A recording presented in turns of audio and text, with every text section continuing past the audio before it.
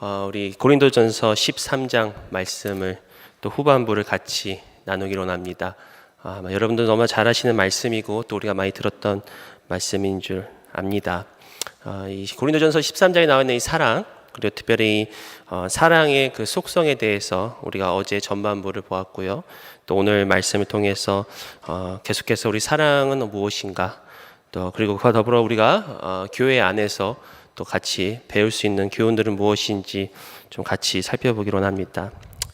사랑의 속성 중에 첫 번째로는 사랑은 영원하다라는 것을 우리는 말씀을 통해서 알 수가 있습니다. 8절 보시면은 사랑은 언제까지나 떨어지지 아니하되 예언도 패하고 방언도 그치고 지식도 패하리라. 이 고린도전서 12장부터 계속해서 이 은사에 대해서 말씀하고 계시죠. 그리고 이제 14장에 가서는 이 방언과 또 예언에 대한 말씀들을 하고 있습니다. 어떻게 보면 이 12장부터 14장까지 전체적으로 이 은사에 대해서 이야기를 하시면서 또 13장은 그 중간에 이렇게 삽입되어 있는 그런 장이라고 할 수가 있겠습니다. 그래서 이 8절에서는 특별히 사랑과 또 이 은사들을 비교하는 것을 우리가 알 수가 있는데, 이 8절에 나와 있는 은사가 이 예언과 방언과 지식이죠. 이 예언과 방언과 지식은 아마도 이 고린도 교회 성도들이 가장 귀하게 여겼던 은사였던 것 같습니다. 그래서 사도 바울은 이 예언과 방언과 이 지식의 은사를 사랑과 비교하는 것을 알 수가 있지요. 특별히 나오는 이 지식이라는 것은 이 말씀의 그 지식에 대한 은사라고 할 수가 있겠습니다. 말씀을 이해하고 또 말씀을 분별하는 그런 은사죠. 특별히 이 지식이라는 것, 요즘 시대도 우리가 지식을 굉장히 귀히 여기고 또 지식에 대해서 또 우리가 서로 자부하는 것들이 있지만, 그 당시 헬라 문화권에서도 이 지식은 중요한 자산 중에 하나였죠. 특히 막 철학이 발전하고 또 이 자신들의 그런 철학과 사상들을 이야기하면서 논쟁하였던 그런 헬라 문화권이 있지 않습니까? 그래서 이 고린도전서 1장에 보시면은 사도 바울은 계속해서 이 지식에 대해서 또 지혜에 대해서 이야기를 합니다. 특별히 고린도 성도들을 향해서 너희들이 언변과 모든 지식이 풍족하다라고 그들을 칭찬을 하지요. 또 동시에 세상 사람들이 자랑하는 그런 지혜와 또 하나님의 지혜, 특별히 이 십자가의 도를 비교하고 있는데, 고린도전서 1장 23절에 우리는 십자가에 못 박힌 그리스도를 전하니 유대인에게는 거리끼는 것이요 이방인에게는 미련한 것이로되 오직 부르심을 받은 자들에게는 유대인이나 헬라인이나 그리스도는 하나님의 능력이요 하나님의 지혜니라. 바로 이 하나님의 지혜와 또 하나님의 능력, 예수 그리스도, 그리고 결국은 하나님의 이 어리석음이 이 세상의 사람의 지혜보다 사람보다 더 지혜롭다는 것이 이게 사도 바울이 강조하고 있습니다. 이처럼 그 당시 이 문화에서 이 지식과 지혜는 굉장히 중요한 가치를 가지고 있으며, 또 이 지식의 은사 역시도 이 고린도 성도들이 소중히 여기고 또 가치 있게 여기고 또 자랑하게 여기는 그런 은사라고 할 수가 있습니다. 예언도 마찬가지죠. 근데 우리는 예언을 여기서 크게 두 가지로 볼 수가 있습니다. 14장에 가서는 이제 예언에 대해서 좀 더 자세히 우리가 말씀을 살펴보겠지만, 예언은 일반적으로 우리가 미래에 대한 그런 예언이 있고, 또 두 번째는 이 14장 25절에 나와 있는 것 같이 그 마음의 숨은 일들을 드러내는 그런 예언이 있습니다. 예언은 굉장히 신비로운 은사죠. 특별히 이게 미래를 예측한다는 것은 이 세상 모든 사람들이 공통적으로 간구하고 또 궁금하고 갈망하는 것 중에 하나가 아닐까 생각이 됩니다. 그래서 우리나라도 수많은 점집과 또 무당들이 있지 않습니까? 그래서 그냥 중요할 때마다 또 이렇게 우리 아이들이 태어나면 아이들의 이름을 지을 때나 아니면 중요한 날짜들을 결혼 날짜를 또 선정할 때나 이러한 사람들 찾아가서 묻곤 합니다. 그것처럼 이렇게 많은 예언이라는 것이 굉장히 신비롭고 또 많은 사람들을 현혹하고 또 그것을 통해서 그러한 은사를 통해서 또 이렇게 자랑스럽게 여겼던 것 같습니다. 방언도 마찬가지죠. 방언도 이게 신비의 언어지 않습니까? 사도 바울은 방언을 영으로 비밀을 이야기한다라고 이야기를 합니다. 어떻게 보면 방언은 가장 드러나는 은사 중에 하나죠. 그만큼 또 중요하게 생각하고 또 이 방언은 또 이 모든 은사의 기초다라고 또 이야기를 하는 사람들도 있습니다. 그래서 한동안 어느 교단에서는 방언을 하지 못하면 구원이 없다라고까지 이야기할 정도로 이 방언에 대해서 그렇게 얘기를 합니다. 그래서 이러한 방언과 예언과 지식의 은사들이 이 고린도 성도들이 그만큼 귀하게 여기고 스스로 그것을 통해서 어떤 교만하게 되고 드러나게 되는 그런 모습들을 보게 되면서 사도 바울은 그러나 이러한 은사들에도 분명히 한계가 있다는 것이죠. 그것들이 뭡니까? 이 예언과 방언과 지식도 패하고 그치고 패하지만 결국으로 영원히 있는 것은, 특별히 영원토록 떨어지지 아니한 것은 무엇입니까? 사랑이라는 것이죠. 바로 이 사랑의 영원성을 이야기를 하면서 또 그들이 그렇게 생각하고 그렇게 자랑스럽게 여겼던 그 은사들은 언젠가는 그친다라는 것을 지금 사도 바울이 8절을 이야기를 하고 있습니다. 그래서 9절 보시면은 우리는 부분적으로 알고 부분적으로 예언하니, 여기서 이 8절에 나와 있는 이 은사의 그 한계, 특별히 은사가 영원하지 않고 언젠가는 그치고 패할 것이다라는 그 은사의 그 한계, 일시적인 한계와 더불어서 이 9절은 또한 이 은사의 그 부분적인 한계를 말씀하고 있습니다. 부분적으로 안다. 특별히 이 지식의 은사도 우리는 모든 것을 다 아는 것이 아니라 부분적으로 안다. 아마 여러분 다 공감하실 것입니다. 내가 모든 것을 다 안다고 우리는 여기지 않습니다. 그렇죠? 그리고 또 배우면 배울수록 우리는 더 부족한 것이 더 많이 드러나는 것 같습니다. 그래서 이런 말이 있습니다. 세상에 가장 무서운 사람이 책 한 권 읽은 사람이 가장 무섭다는 거죠. 책 한 권 읽고 그게 전부인 마냥. 그러나 책을 읽으면 읽을수록 결국 드러나는 것은 내가 더 부족하다. 성경 말씀도 마찬가지죠. 그렇죠? 우리가 처음에 은혜를 받고 또 성령을 체험하고 그랬을 때는 이게 전부인 것 같지만 성경을 묵상하면 묵상할수록 그 안에 깊이는 계속해서 끝을 모릅니다. 쉽게 해서 같은 말씀을 이렇게 묵상해도 그 날마다 주시는 말씀이 다르고, 또 우리가 모든 성경의 모든 것, 특별히 하나님의 그 무한하신 놀라운 지혜를 다 알 수가 없지요. 그렇기 때문에 우리는 부분적으로 안다는 것을 우리는 기억해야 됩니다. 근데 예언도 마찬가지라는 것이죠. 아무리 우리가 예언의 은사가 있을지라도 성경은 분명히 사도 바울은 부분적으로 예언한다. 이 말은 무슨 말이냐? 예언에도 분명히 한계가 있고 또 예언에도 또한 한계 때문에 실수도 있을 수가 있다라는 것이죠. 좀 전에 말씀드렸지만 예언은 그 미래에 대한 예언과 더불어서 그 마음의 그 속에 드러나는 일들을 드러내는 그런 예언의 그런 사역이 있습니다. 저도 이렇게 사역을 하면서 가끔 어떤 예언의 그런 은사와 또 예언의 그 사역을 이렇게 경험하다 보면은 이 마음에 있는 것을 드러내는 그런 사역이 더 가깝습니다. 무슨 말이냐? 우리가 흔히 예언이라고 얘기를 하면은 어떤 미래에 대한 일들만 초점하는데, 그것은 이렇게 보면은 이렇게 어떤 선지자, 성경에 나오는 선지자들이 이야기를 하지만 이 성도들 안에서 드러나는 그런 예언 사역은 사실 어떤 미래에 뭐가 어떻게 될 것이다라기보다는 그 마음 가운데 숨어 있는 하나님의 마음.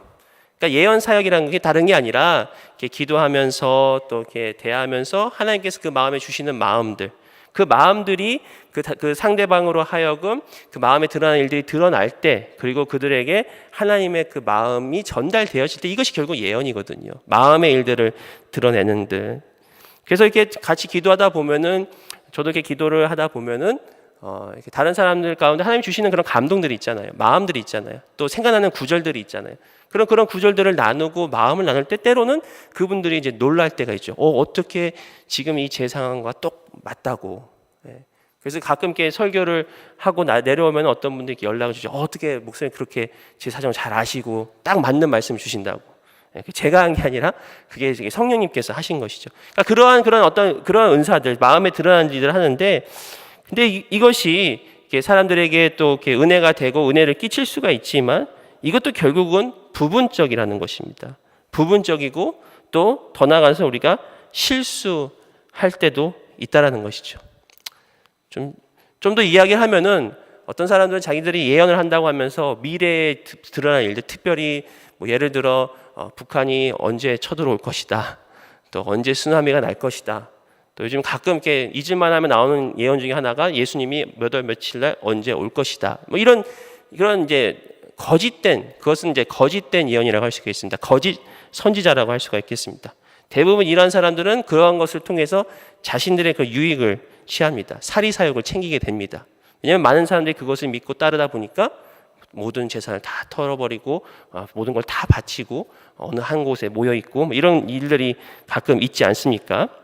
그런데 또 신실한 또 믿음의 사람들도 그러한 실수를 할 때가 있다는 것을 우리는 인정해야 된다는 것이죠.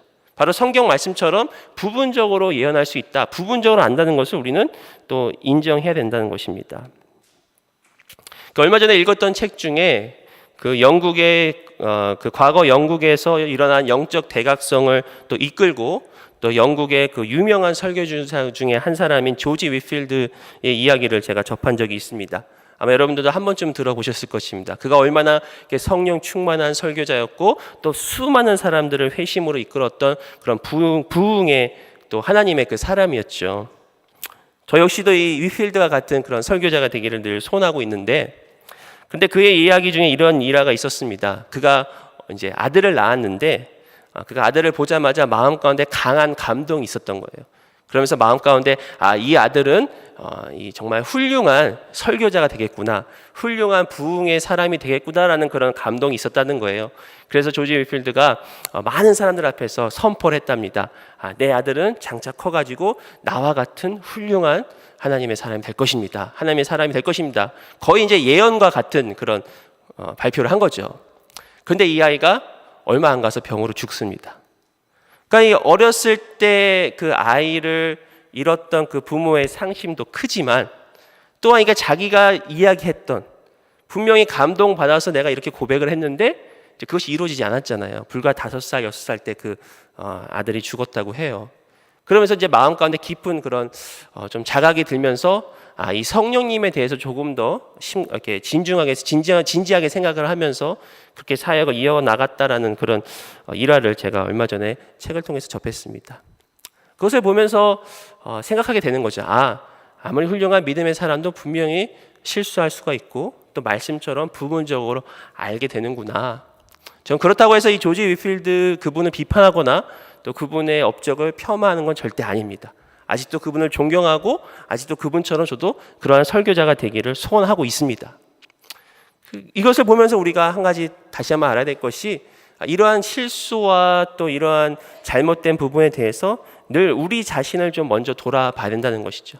결국 이 부분적으로 알고 부분적으로 예언한다라는 이 말씀이 다른 사람에게 적용되기 먼저 우리 자신에게 적용이 되었으면 좋겠습니다. 그래서 이 말씀이 먼저 우리 자신을 하나님께로 이끌고 먼저 우리 자신을 하나님 앞에 겸손하게 이끄는 그런 말씀이 되었으면 좋겠습니다. 요즘 한국에서 좀 무리를 일으키는 어떤 사건이 있었지요. 근데 그 사건의 가해자가 기독교인인데다가 또 어느 교회에서 간증을 한 영상이 또 세상에 알려지게 되면서 또 이게 이 한국의 세상 사람들이 계속 또 기독교를 비판하고 기독교를 비방하고 이제 그런 일들이 지금 일어나고 있습니다. 꼭 잊을만 하면 한 번씩 그런 일이 터집니다, 그렇죠? 예. 그것을 보면서 이제 우리가 인간적인 반응은 그렇죠. 어떻게 저럴 수가 있을까? 어떻게 그런 죄를 짓고 진정한 회개 없이 그렇게 사람들 앞에서 눈물을 흘리면서 이렇게 간증을 할 수가 있을까? 저는 그 간증 영상을 보지 않았는데 제 아내가 그러더라고요. 정말 울면서 간증을 했더라고. 그런 비판과 그런 또 그런 책망하는 그런 마음이 들 수가 있지만 사실은 그런 것을 볼 때마다 늘 마음 가운데 그런 마음을 갖습니다. 나도 충분히 저럴 수가 있다. 나도 충분히 넘어지고 실수할 수가 있다. 그래서 어차피 안 믿는 분들이 이미 많이 이렇게 손가락질 하니까 우리도 덩달아서 손가락질 하지 말고 그런 일들이 있을 때마다 우리 자신을 좀 돌아보자는 것이죠.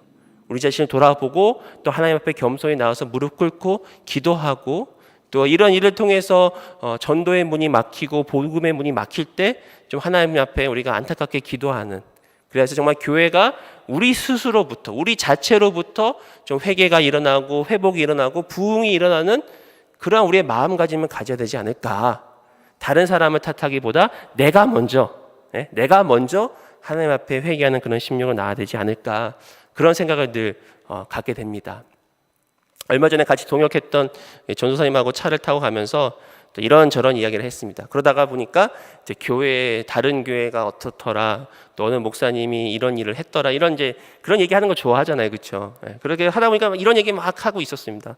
그러다가 이제는 어느 목사님이 뭐 이렇게 해서 넘어지시고 또 이런 스캔들 때문에 넘어지시고 뭐 이런 얘기를 한참 하다가 갑자기 마음에 깊은 감동이 와서 제가 전도사님한테 이런 얘기를 했습니다. 전도사님, 우리 여자 조심해야 됩니다. 그 전도사님도 가만히 있다가 고개를 끄덕거리면서 맞습니다. 그게 남들이 그렇다고 해서 나는 전혀 그러지 않을 것이라는 그런 보장이 없는 것이고, 또 그 전도사님과 나하고 서로 저하고 같이 고백한 게 우리가 얼마나 이렇게 여자들을 좋아하는데 조심해야 된다고, 우리 스스로와 항상 말씀으로 이렇게 준비해야 된다고. 언제든지 넘어질지 모르잖아요, 그렇죠? 그래서 이 부분적으로 알고 부분적으로 이해한다는 것이 다시 말씀드리지만 좀 우리 자신이 되었으면 좋겠습니다. 우리가 먼저 하나님 앞에 이것이 겸손으로 이끌고 하나님 앞에 먼저 우리가 나아갈 때 하나님께서 그 안에서 온전함을 이룰 줄 믿습니다. 그래서 우리가 여기서 알 수 있는 이 사랑의 두 번째 속성은 바로 사랑은 온전하다는 것입니다. 또 10절에 보시면은 온전한 것이 올 때에는 부분적으로 하던 것이 패하리라. 사도 바울은 이 온전한 것이 올 때 부분적으로 하던 것이 패할 것이다. 특히 예언과 방언과 지식과 같은 그런 은사들, 그들이 그렇게 자랑스럽게 여기고 또 그것 때문에 그렇게 자기 자신을 내세웠던 그 은사들이 이 온전한 것이 올 때는 패할 것이다 라고 이야기를 합니다. 여기서 이 온전하다는 것은 우리가 이 말씀 가운데 사랑이라는 것을 우리가 알 수가 있고, 또 결국은 이 온전하다는 것은 예수님께서 재림하셔서 모든 것을 완성하시는 그 종말이라고 할 수가 있겠습니다. 결국은 이 예수님께서 이 땅에 다시 오셔서 모든 것을 완성하셨을 때 주어졌던 은사는 패하지만, 왜냐하면 바로 은사의 궁극적인 은사이신 예수 그리스도께서 계시기 때문에 은사는 패하지만 사랑은 영원할 것이다 라고 우리가 알 수가 있지요. 근데 이 온전한 것이 올 때에는 모든 것이 부분적으로 하던 것이 패하리라는 이 말씀을 또 잘못 해석해가지고 소위 말하는 이 은사 중지론자들이 생겼습니다. 그 말은 뭐냐? 이 온전하다는 것을 이 성경의 66권 정경으로 이렇게 해석을 한 분들이 계십니다. 그래서 그분들은 이 기원 후 이 300년대에 이 성경 정경 66권이 생기고 나서는 모든 은사는 사라졌다. 그 후에 방언과 예언과 모든 은사들은 사라졌다라고 주장하는 분들이 지금도 있습니다. 그분들의 그 주장의 원리 중에 하나가 바로 이 10절 말씀이거든요. 온전히 온 것을 올 때에는 부분적으로 하던 것이 패할 것이다. 그래가지고 이 은사에 대해서 굉장히 부정적인 그런 견해를 갖고 있지만, 우리가 이 성경 전체를 보고 또 특별히 이 고린도전서 12장부터 14장까지 보면 분명히 사도 바울은 이 12장 마지막 절에도 더 큰 은사를 사모하고, 그렇죠? 또 14장 1절에도 더 신령한 것들을 사모하라라고 분명히 말씀하고 있지 않습니까? 그리고 여기서 나와 있는 이 온전한 것이라는 것은 그전에도 말씀드렸지만 바로 예수 그리스도께서 다시 오셔서 모든 것을 이루실 완성하실 그 때를 얘기를 하고 있죠. 그렇기 때문에 우리가 지금도 마땅히 또 은사를 사모해야 되고, 또 하나님이 주신 은사를 또 잘 활용하여서 교회를 세워야 할 줄 믿습니다. 그래서 바로 이 은사의 목적을 분명히 알아야 된다는 것이죠. 은사는 예수님께서 이 땅에 다시 오실 때는 패할 것입니다. 왜냐하면 하나님께서 우리에게 은사를 주신 목적은 이 땅 가운데서 우리가 살면서 은사를 활용함을 통해서 복음의 문을 열고 전도의 열매를 맺고 또 더 나아가서는 교회의 성도들을 세우기 위함이라고 말씀하고 있다는 것이죠. 그 때문에 그것이 바로 하나님께서 우리에게 주신 그 성령의 그 은사의 목적이라고 할 수 있겠습니다. 그렇기 때문에 우리는 은사를 받아서 또 성령 충만함을 받아서 예수 그리스도께서 다시 오시기 전까지 이 은사를 통해 주의 몸된 교회를 세우고 그리고 섬기는 데 있음을 기억하시기 바랍니다. 그러다 우리가 잘못되면은 은사가 어떤 우리 고린도 교회 성도들처럼 은사가 내 자신을 나타나게 되고 내 자신을 드러내게 되고 그것이 나의 교만이 되고 나의 자랑이 될 때, 또 더 나아가서는 은사가 또 교회를 어지럽히고 교회를 흔들리게 될 때 그것은 온전한 덕을 세우지 못함을 우리는 잘 알고 있습니다. 그렇기 때문에 대부분 이 예언이나 특히 예언이죠. 특히 예언이나 이런 중보기도가 교회를 온전히 세우기보다는 교회를 이렇게 무너뜨릴 때가 너무나 많이 있습니다. 아마 그런 사건들을 여러분들 많이 들으셨으리라 생각이 됩니다. 그렇다고 해서 우리가 은사를 부정하게 생각해야 되느냐? 그건 아니라는 것이죠. 하나님 주신 은사를 우리가 잘 받아서 또 잘 활용하는 것이 중요하다는 것입니다. 결국은 이 균형이라는 게 중요한데, 모든 신앙에서 또 사역에서 이 균형, 특별히 이 말씀과 또 이 은사와 이 사이에 적절한 균형이 필요한데, 이 균형이란 것은 결국은 이 절제를 얘기하는 것이죠. 그러니까 우리가 이제 14장에 더 자세히 나오겠지만 방언도 그렇고 예언도 그렇고 모든 것이 결국은 품위 있고 질서 있게 하라, 사도 바울이 얘기하지 않습니까? 이러한 적절한 이 절제와 균형 가운데 우리가 교회를 세워나갈 때 하나님께서 더 아름다운 교회, 또 건강한 교회로 우리를 이끌어 주실 줄 믿습니다. 그래서 바로 이 지금 사도 바울은 이러한 은사에 대해서, 또 은사의 잘못된 그런 관점들을 다시 한번 이야기를 하는 것이죠. 11절 보시면, 내가 어렸을 때에는 말하는 것이 어린아이와 같고 깨닫는 것이 어린아이와 같고 생각하는 것이 어린아이와 같다가 장성한 사람이 되어서는 어린아이의 일을 버렸노라. 그가 이 어린아이와 같은, 특별히 영적으로 아직은 성숙하지 못하고 미숙할 때는 이 말하는 것이나 깨닫는 것이나 또 생각하는 것이 그런 어린아이와 같은 그러한 모습들, 그러니까 성숙하지 미숙한 모습들, 또 성숙하지 못한 그런 모습들을 보이고 있다가, 즉 아까 얘기했던 이 부분적으로 알고 부분적으로 행하고 있다가 바로 이 하나님을 알았을 때 장성한 사람이 되었을 때는 이 모든 것을 버렸다라고 그가 고백하고 있습니다. 우리가 특별히 2018년 교회의 표어가 하나님을 알고 하나님께 영광 돌리는 공동체인데, 그 표 구절 중 하나가 바로 에베소서 4장 13절입니다. 제가 읽어드리겠습니다. 우리가 다 하나님의 아들을 믿는 것과 아는 일에 하나가 되어 온전한 사람을 이루어 그리스도의 장성한 분량이 충만한 데까지 이르리니, 바로 하나님을 믿고 아는 일에 온전한 사람을 이루어 그리스도의 장성한 분량이 충만함, 바로 이 장성의 분량이 충만함에 이르는 그 성숙, 더 나아가서는 바로 이 원숙의 경지에 이르는 것이 우리가 이 땅 가운데 살아가는데 또 우리의 그 목적과 또 신앙생활의 그 목표가 되어야 될 줄 믿습니다. 바로 그 길이 사랑에 있다는 것이죠. 완전한 사랑이 있을 때 우리는 성숙과 또 완전한 그 장성한 그 분량에 이르는, 충만한 데 이르는 그 길이 있다는 것입니다. 그래서 여기서 알 수 있는 세 번째 사랑의 속성은 바로 이 원숙함에 있다.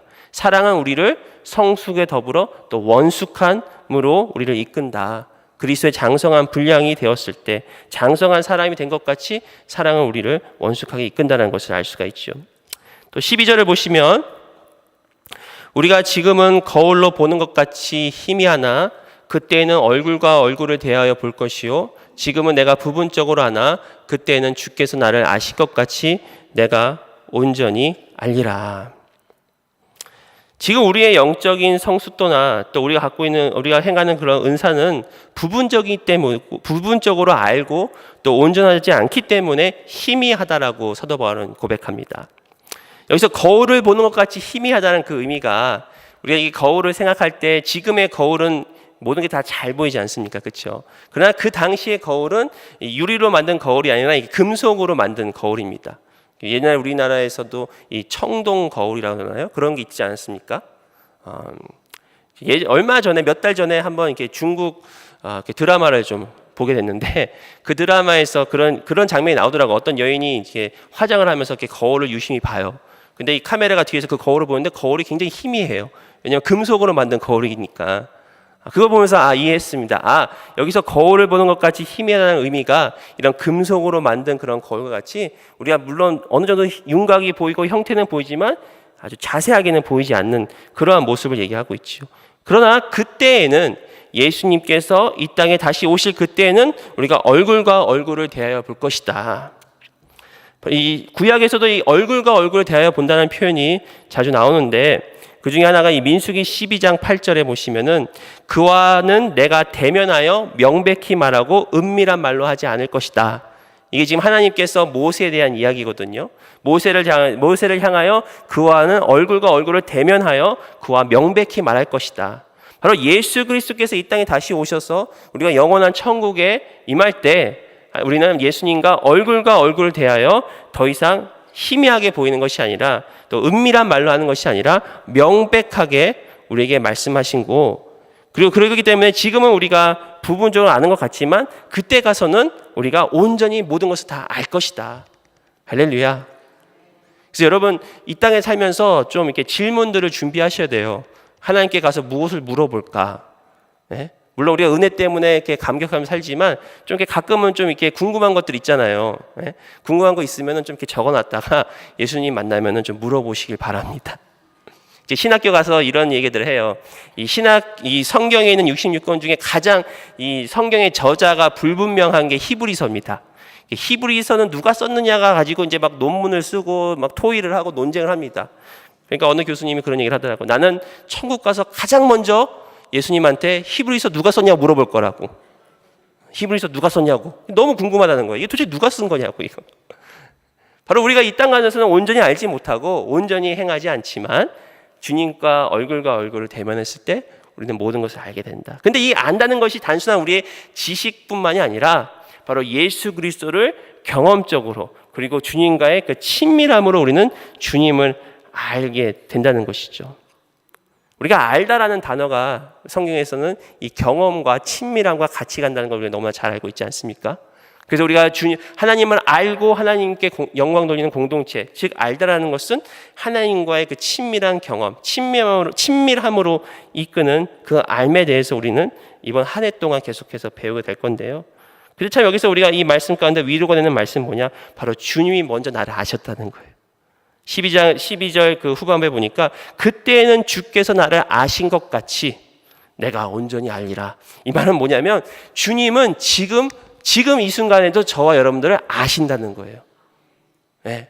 우리는 비록 하나님을 온전히 알지 못합니다. 우리는 우리의 그 지식에는 한계가 있기 때문에 또 하나님께서는 부분적으로 보여주시는 부분이 있기 때문에 우리는 하나님을 온전히 알지 못하지만 하나님은 지금 이 순간에 우리를 알고 계신다는 거예요. 아멘?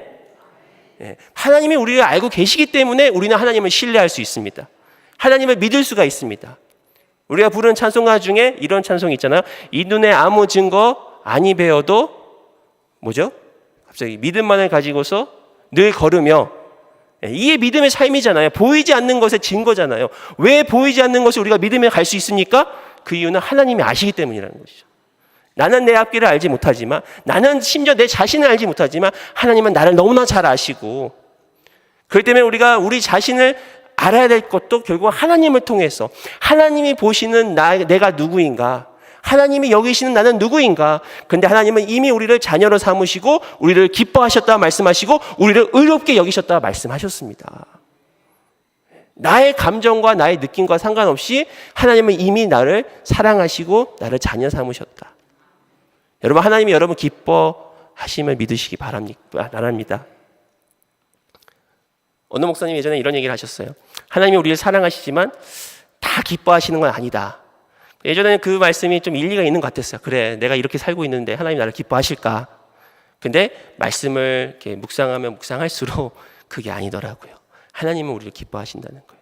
왜냐하면 하나님 안에는 무한한 기쁨이 있기 때문에 그 무한한 하나님의 그 기쁨의 존재 안에서 그 기쁨이 우리에게 흘러 넘치는 거거든요.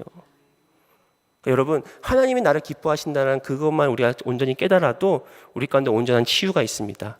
온전한 회복이 있습니다. 그리고 그 기쁨과 사랑이 결국은 우리의 선행의 동기가 된다는 거예요. 원동력이 된다는 거예요. 우리가 아무리 종교적으로 열심히 해서 선을 이루는 것이 아니라 하나님이 나를 사랑하시기 때문에 나를 기뻐하시기 때문에 내가 그것을 힘입어 오늘도 내가 주님의 말씀대로 살리라. 그게 바로 저와 여러분들을 향한 하나님의 마음이라는 것이죠. 그러나 그때에는 주님이 지금 이 순간에 나를 아신 것 같이 그때는 우리도 온전히 하나님을 알 것이다.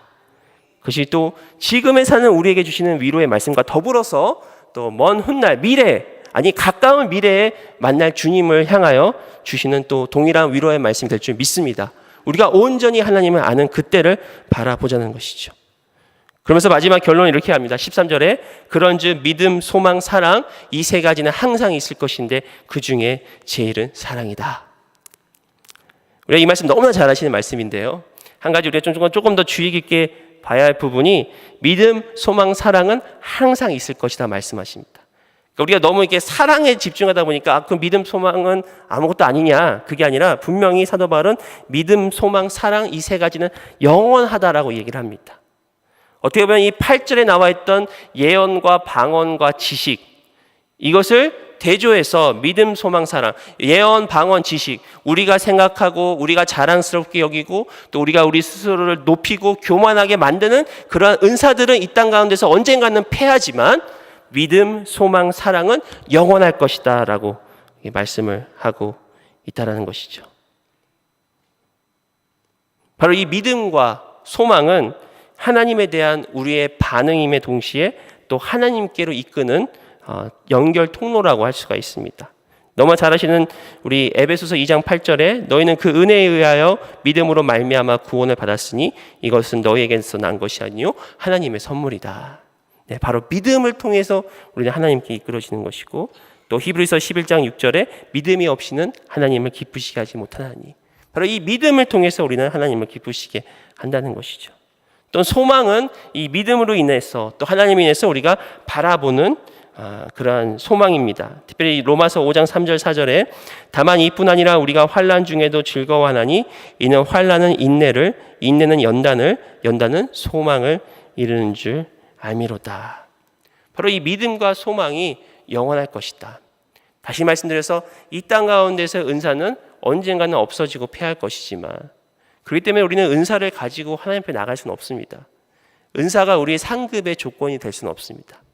가끔 이렇게 잘못 이렇게 착각을 하다 보면은 은사를 열심히 하면은 상급이 있을 것이다. 아니요. 은사를 통해서 열매를 맺을 때 그 열매가 상급이 됩니다. 그런데 그렇다면 왜 이 중에 사랑이 제일이라고 얘기했을까? 그것은 여러분이 다 아시지만 바로 그것은 사랑은 바로 하나님의 본질이기 때문입니다. 요한일서 이런 고백이 있죠. 하나님은 사랑이시라. 바로 사랑이신 하나님께서 예수 그리스도 통하여 십자가에서 완전한 사랑을 이루셨기 때문에 바로 그 사랑이 제일이다라고 사도 바울은 이야기를 하고 있습니다. 그리고 결국 그 사랑이 예수님께서 다시 오실 때 온전함을 이룰 것이다라고 사도 바울은 우리에게 이야기를 말씀을 하고 있습니다. 그럼 어떻게 하나님은 사랑이게 될 수 있을까? 한번 생각해 보세요. 사랑은 관계 안에서 이루어지지 않습니까? 그렇죠? 이 세상에 나 혼자 있으면 여러분 사랑할 수 있나요? 사랑에는 언제나 대상이 있지 않습니까? 근데 왜 하나님은 사랑이시다라고 성경은 고백했을까? 그것을 얼마 전에 이 팀 켈러의 기도라는 책을 읽게 됐는데 그 책에서 잠깐 설명하는데 그것이 참 마음에 와닿더라고요. 왜 하나님은 왜 사랑이신가?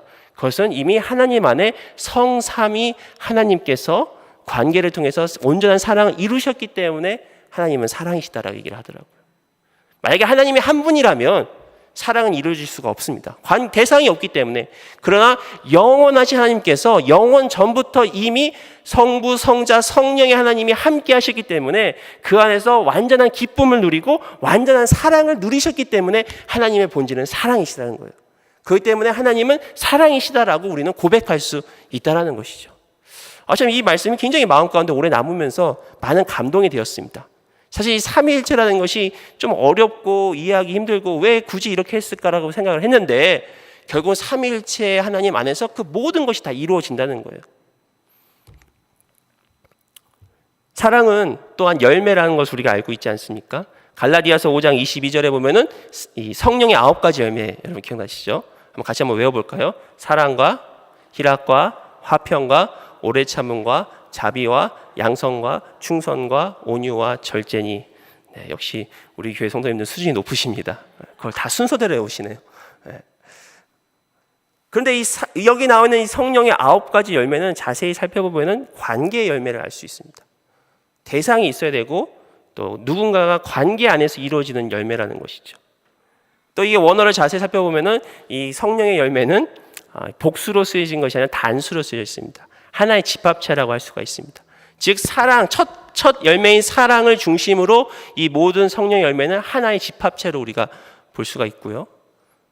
또 이 성령의 열매라는 것은 결국은 성령님께서 맺으시는 열매라는 뜻을 또한 품고 있습니다. 그래서 이 사랑이라는 것은 바로 결국은 열매라는 것이죠.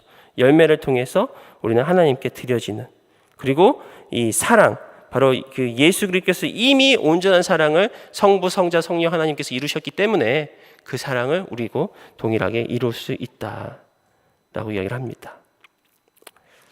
그래서 그러면서 결국은 사도 바울이 지금 고린도전서 12장부터 14장까지 은사에 대해서 쭉 이야기를 하면서 왜 중간에 이 사랑을 이야기를 했을까?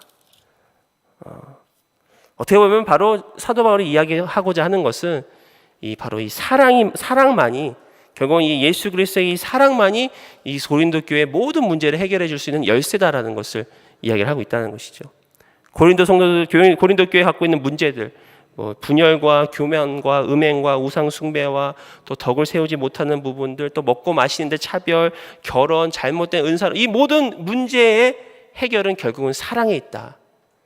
더 나아가서는 정말 그들이 구해야 될 것, 정말 우리들이 구해야 될 것은 바로 이 사랑에 있다는 것입니다. 그것이 바로 고린도전서 12장 31절에 너희는 더욱 큰 은사를 사모하라. 내가 또한 가장 좋은 길을 너희에게 보이리라. 그러면서 바로 내가 사랑의 방언과 천사의 말을 할지라도 사랑이 없으면 아무것도 아니다라고 얘기를 하는 거예요. 그러면 너희는 더 큰 은사를 사모하라. 내가 가장 좋은 것을 보이겠다. 이 가장 좋은 게 뭐예요? 결국은 사랑이라는 것이죠. 그러니까 우리가 구해야 될 것, 또 고린도 성도들이 결국은 정말 구해야 될 것은 영원하고 또 온전하고 또 원숙에 이르게 하는 온전한 지혜에 이르게 하는 이 사랑을 구하라고 말씀을 하고 있습니다. 근데 이 사랑은 누가 부어주십니까? 우리 주님께서 우리에게 부어주시죠. 로마서 5장 5절에 소망이 우리를 부끄럽게 하지 아니함은 우리에게 주신 성령으로 말미암아 하나님의 사랑이 우리 마음에 부은 바 됨이니. 그래서 이 아침에도 저와 여러분들이 하나님 앞에 사랑을 더 간구하기를 원합니다. 관계에 문제가 있으니까, 또 삶에 여러 가지 풀리지 않는 문제가 있으니까 중요한 것은 하나님과 나와의 관계를 먼저 돌아봐야 됩니다.